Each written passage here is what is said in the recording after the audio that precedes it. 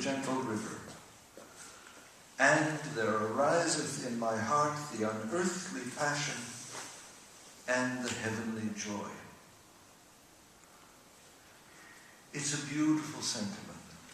There's no one who could find anything to argue with in it. And we all say, yes, that's for me.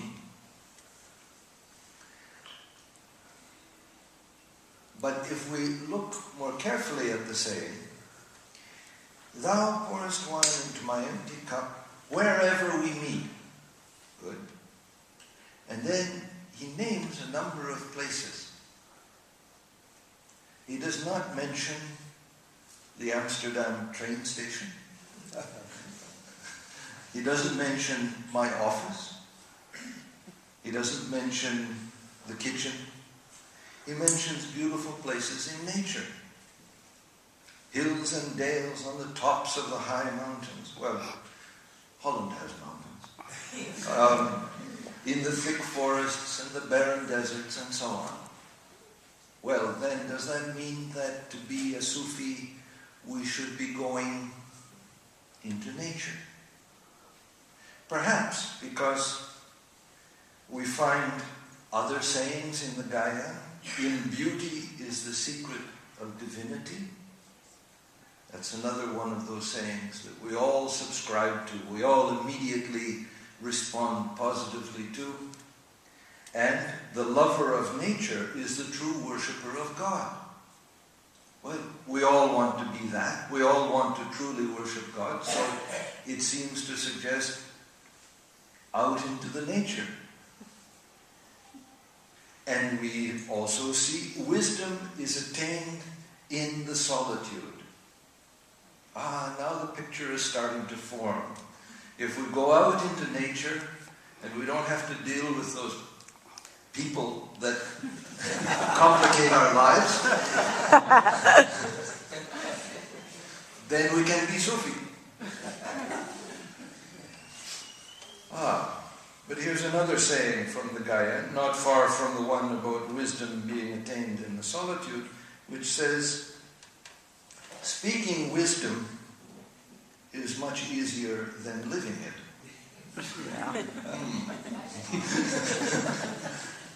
Maybe this won't be as easy as we thought. And then it also says, one who worships God and despises man worships in vain. One who worships God and despises man worships in vain.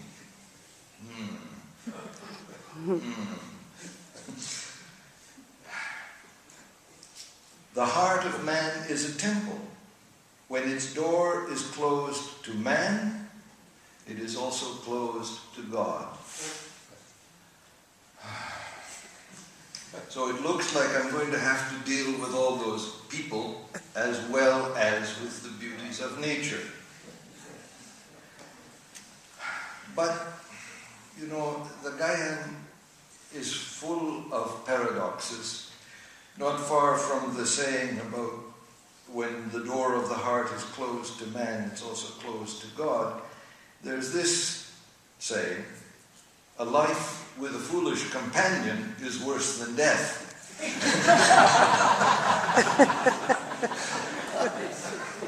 So we have to think carefully about how to deal with our fellow humans. And finally, as a quote from the Gaian, the way of the Sufi is to experience life and yet to remain above it, to live in the world and not let the world own him or her. Well, of course, we have all heard this before, that the Sufi is in the world but not of the world.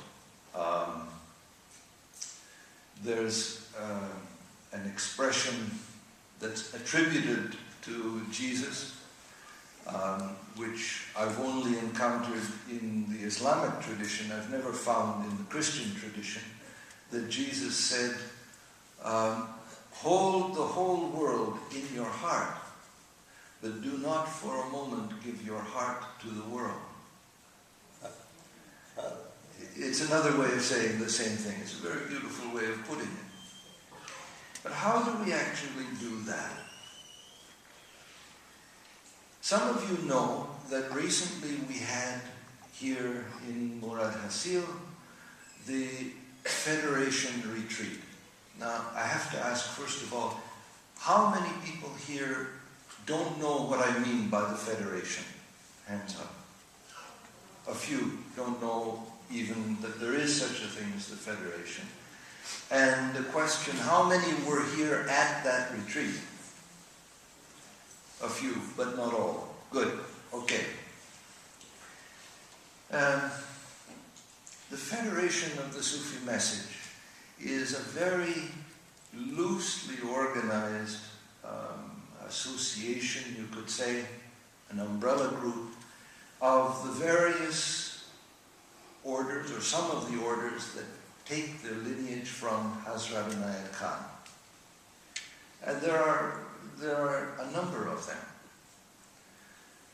25 or 30 years ago, it was not common knowledge in the Sufi movement that there were other groups, nor was it known in the other groups that the Sufi movement existed.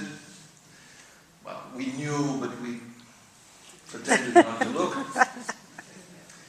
But after a while, we all became aware that this was not really the right attitude, that if we want to talk about love, harmony, and beauty, we had to live harmony and beauty and love.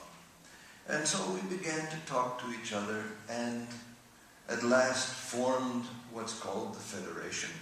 And once a year, the Federation has a kind of retreat, although retreat is not the right word. It's certainly not going into solitude in nature. It's more like going into the Amsterdam train station. We get together and we talk to each other and we do practices together and we exchange views and we become friends and brothers and sisters, as we should be. It's very, very sweet. This year, we thought, the organizing committee thought, let's try to make something a little different.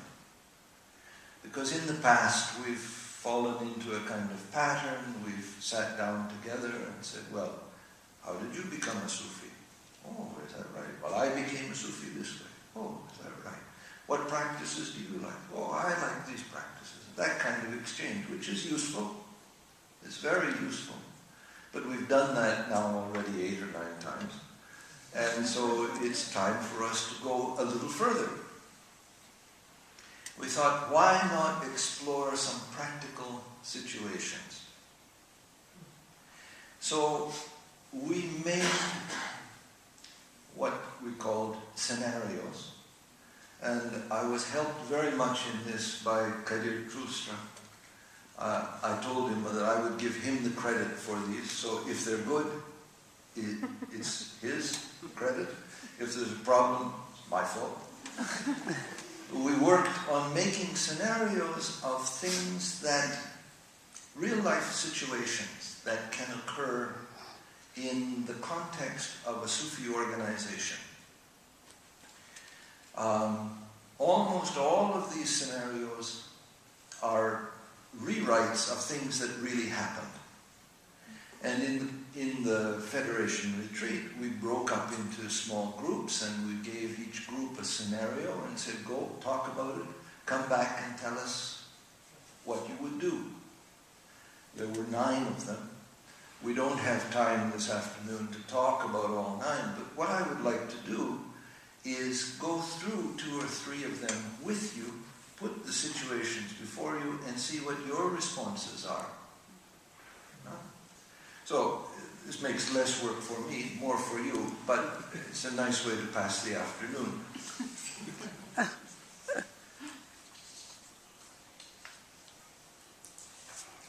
Here's a scenario called asylum.